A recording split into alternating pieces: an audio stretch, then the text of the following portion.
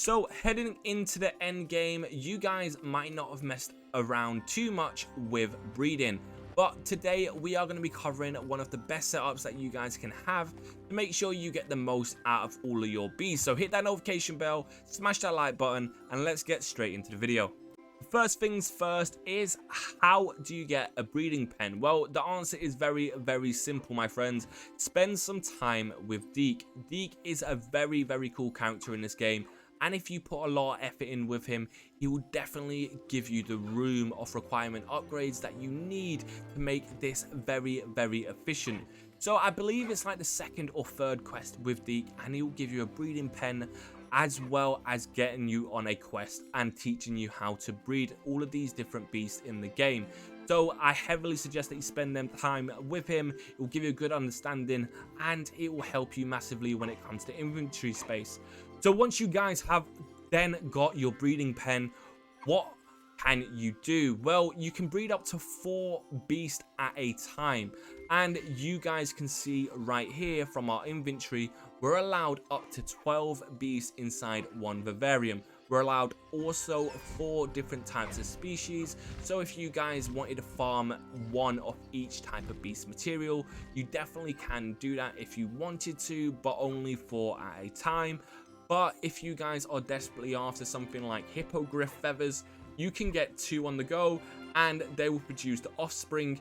And once you guys care for them, you can get materials, and I believe it's every 25 minutes from each beast they should produce materials for you to be able to use to upgrade your player. So definitely make sure that you guys get into a routine of popping back and doing this. And this is a really good passive way of getting materials, because we can make this so much more simpler by adding a beast feeder.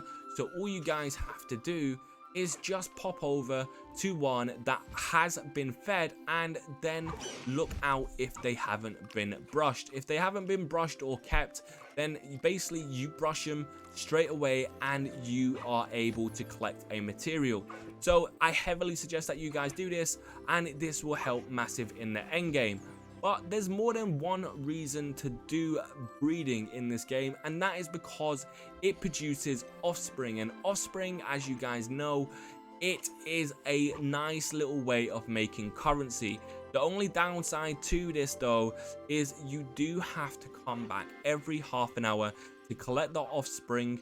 Well, not collect them, to sell them in brood and peck, and then come back and reassign somebody to one of these pens. So it is a good way of making some nice decent golden galleons, but at the same time it's not as passive as many people are making you out to believe. But if we had 4 of these going in this one, we can head over to our next vivarium and we can go and do the same type of setup. So let's head up into, let's say, this one right here. We can have a breeding pen slotted, and we can make sure that we have got 2 beasts that we can breed together. So let's head over to this one, and we can pair them together, press breed, and they should be breeding. So you can see it takes 30 minutes. So go off, do some side quests, and come back, and you should be able to get some goodies afterwards. So as you can see here, we've got this Thestral. He's already been eaten. Let's give him a nice little brush. We're going to brush him down, and straight away I can collect his materials, which is 3 Thestral's hair. Absolutely perfect. And we should be able to do the same with the offspring. So if you guys are definitely on the hunt for materials, I definitely suggest that you guys come and do this, because if you assign all of your breeding pens at once, then come back to these and collect all the materials, you can constantly do this on a cycle. But if that's not what you wanted to do, you can head over to brood and peck, which we can do right now, and we'll sell some of our offspring. So heading over to brood and peck, we can see that all of these materials that you get from each beast are very expensive for a single material. The hippogriff feather is up to 700 gold, which is absolutely crazy. Unicorn hair is 700 gold, and toad warts is 400 gold. Absolutely crazy. So I highly suggest that you guys get onto breeding and trying to look after them, groom them, and get all of the materials you can if you want to upgrade your player to the best level and do the most damage that you can in this game. Heavily suggest that you get all of the breeding done and groom them.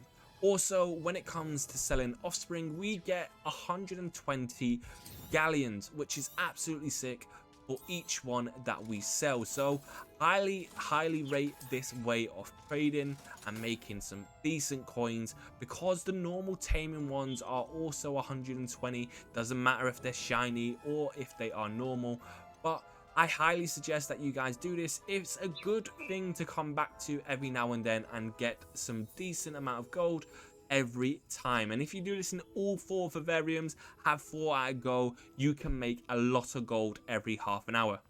Other than the fact that these are some of the cutest little versions of these beasts I have seen in the game, this is a really good way of making some nice decent amount of gold galleon every half an hour in the game, as well as collecting materials. So make sure you smash that like button, subscribe and hit the notification bell. I hope this guide has helped you. See you guys in the next one. Peace.